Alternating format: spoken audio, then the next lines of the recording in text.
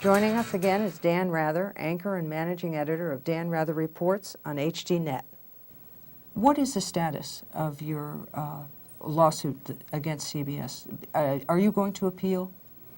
We have appealed to the Supreme Court of New York. This is the highest court. We started at the lower court, which is called the Supreme Court. It's kind of confusing. We went through the lower court where we were right on the verge of one, going to trial, and two, getting to take depositions from Sumner Redstone and some White House people.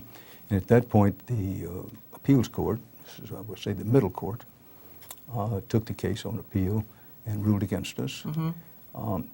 So we now are appealing to the highest court, that is the Court of Appeals of the State of New York. Now, this is breach of contract, correct? No, it's on more than breach of contract. Fraud? Yes, everything involved in the case. Everything, okay. Now, there are two steps to this. I can't imagine anybody's following closely, but there are two steps. One, we asked the highest court to consider our appeal, and they can say yea or nay. That's where it is now. We've appealed to them to take this case. CBS has said, no, don't take this case, be finished with it. If they say, we'll take the case, then the judges of the highest state court here consider the whole case. But the first step where we are now is whether they will accept the case. And as we sit here today, they have not ruled on that. Why can't you let this go?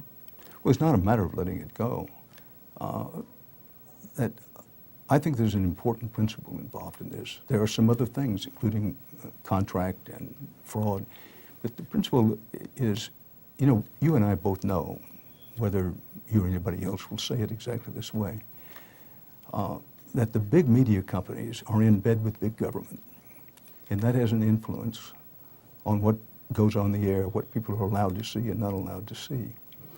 And that I know this went on, and I reached a point where the only way to get any further answers was to go into the courts where people have to swear under oath with possible pain of perjury and find out and expose what goes on, what really goes on. How much of your own money do you estimate you have spent on this?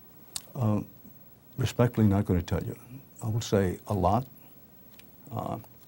more than I thought going in. But I have no regrets about it. I had no illusions going on. And you know, when you take on a huge corporation, which in a case such as this, they're not spending their money. It's not Les Moonves' money. It's not Sumner Redstone's money. It's the stockholders' money. They have, it isn't just that they have deep pockets. Very deep. They have bottomless pockets. But I knew that going in. Yes, it has been expensive. Are we talking millions? Yes. More than two? More than two, and that's as far as I'm going to go. Well, that's my salary for 3 years. That's a lot of money. You seem very calm today. You used to be, you used to mainline caffeine. You had an intravenous tube with caffeine. We were up to almost 20 cups of black coffee a day, correct? Well, at one time I certainly would drink 17 to 18 cups of black coffee a day. And what are you down to now? Down to 4, some days down to 2. And what effect has this had on you? None that I know of. I think a case can be made that I may be a little calmer during the day.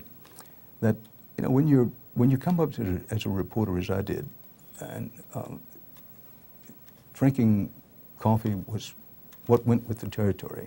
You could expect to have the approval of your peers if you didn't drink your coffee straight up and a lot of it, and your whiskey straight up and a lot of it.